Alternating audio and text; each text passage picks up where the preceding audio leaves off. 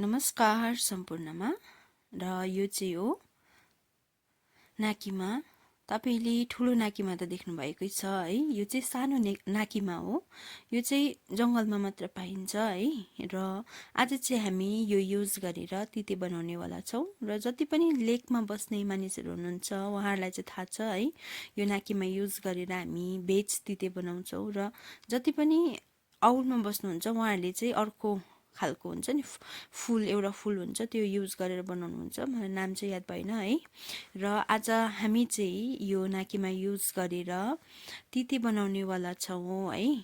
र तितेको लागि चाहिँ माम पनि रेडी भइसकेको छ। र यस तिते बनाउँदा चाहिँ हामीलाई अब इन्ग्रेडियन्ट्स के चाहिन्छ भन्दा चाहिँ प्याज हालेको छु, लसुन हालेको छु र अदुवा हालेको छु। अदुवा चाहिँ एकदमै इम्पोर्टेन्ट इन्ग्रेडियन्ट्स हो है। र लसुनलाई चाहिँ मैले मजाले पिसेको छु भने चाहिँ अदुवालाई चाहिँ मैले किचाएको मात्रै छु है। र मैले चाहिँ अलिकति टमेटो पनि युज गरेको छु। प्याज त भयो र कराईमा तेल हालिसकेको छु हैन। र कराई चाहिँ मैले ठुलो युज गरेको छु किनभने चाहिँ अब यो तितेलाई मजाले फिटाउनु पर्ने हुन्छ नि त है। त्यही भएर र प्याज चाहिँ मैले निकै नै युज गरेको छु। प्याजले चाहिँ एकदमै राम्रो फ्लेभर दिन्छ है।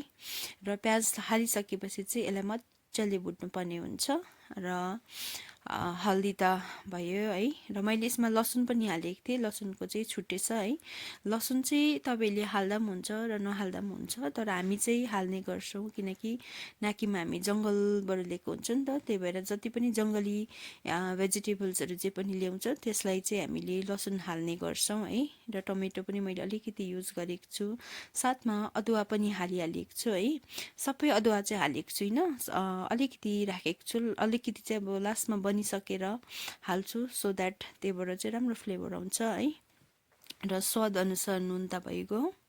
र यसलाई चाहिँ मजाले भुटेर है, आधी भन्दा मजाले पकाउनु पर्छ। यो टमेटोलाई चाहिँ मजाले उयो गर्नुपर्छ, पिघलाउनु पर्छ है। र मैले चाहिँ यहाँनिर घिउ पनि एकदमै देसी घिउ हुनु न, घरमै बनाएको घिउ हालेको छु है। निकै हालेको छु घिउ, किन भन्दा चाहिँ यसमा हामीले बनाउँदाखेरि पानी नहालिकन बनाउँछ नि त। त्यही भएर अलिकति उयो गर्ने पनि हुन्छ, सब्जी डढ्ने चान्सेस पनि हुन्छ।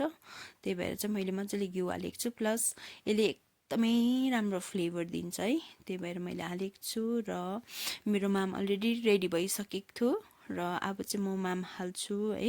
मजाले माम हालेर, यो माम चाहिँ अलिकति गिल्लो छ कि त्यही भएर यस्तो छ, किनकि हामी त गिल्लै मन पराउँछ नि त।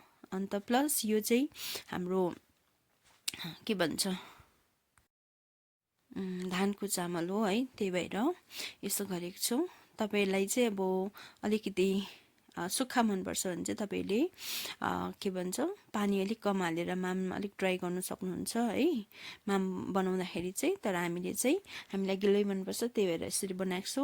र हाम्रो चाहिँ अब तपाईँलाई थाहै छ है, हाम्रो घरमा चाहिँ अब पुरा बिमारी छ नि त अहिले। त्यही भएर भाउजूहरूलाई चाहिँ एकदमै सादा गरेको छु। र मम्मी म पापाको लागि चाहिँ खोर्सानी प्लस रङ हुन्छ नि, खोर्सानी हालेर चाहिँ मजाले फिटाएर हामीले खाएका छौँ है। एकदमै दामी भएको थियो। र यसको लास्टमा चाहिँ यस्तो भएको थियो है। हेर्नुहोस्